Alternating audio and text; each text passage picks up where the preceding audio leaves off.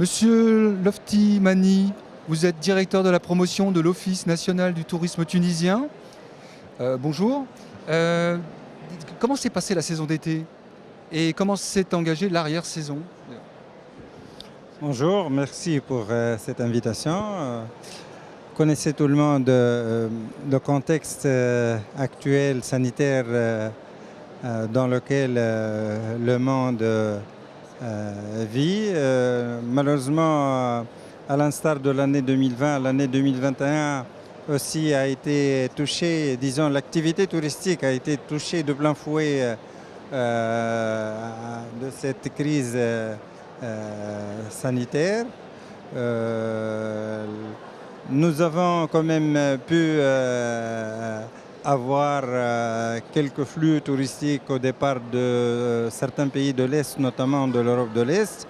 Il y a eu également un petit flux de l'Europe de l'Ouest. Et heureusement pour nous aussi, il y a eu le tourisme interne qui a bien fonctionné durant cet été, donc qui a fait le bonheur des hôteliers tunisiens. Et, sur le marché français, comment s'est-il porté plus spécifiquement cet été?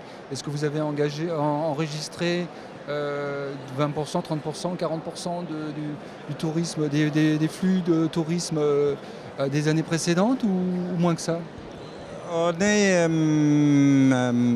à ce jour, on est à moins de 200 000 touristes français qui ont séjourné en Tunisie.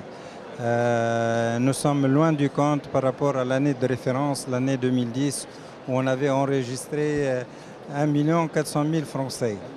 Donc ça reste toujours l'année de référence pour nous. Pour l'année avant Covid, c'est-à-dire 2019, nous avons enregistré quelques 900 000 Français qui ont séjourné parmi nous. Aujourd'hui, nous sommes, comme je vous viens de le dire, à quelques 200 000 clients français, touristes, et nous estimons terminer l'année avec pas moins de 300 000 Français. Alors vous avez un vrai potentiel sur le tourisme d'affaires, sur le maïs, notamment dans la région de Tunis. D'abord, vous pouvez nous faire un petit rappel de cette offre et ensuite nous dire quelles sont les perspectives de reprise de ce segment de marché. Écoutez, la Tunisie a toujours fait ses preuves dans ce secteur-là.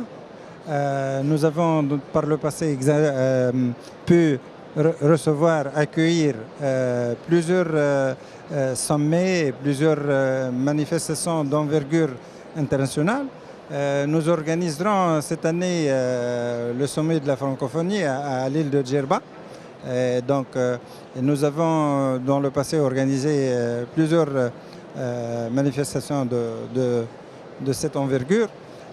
Aujourd'hui, comme toute capitale du monde, la Tunisie s'y prête pour ce secteur. Elle a de nombreux hôtels qui peuvent accueillir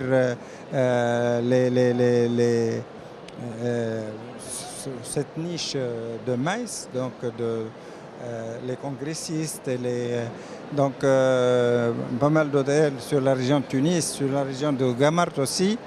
Donc, et non seulement à Tunis, mais aussi dans les régions.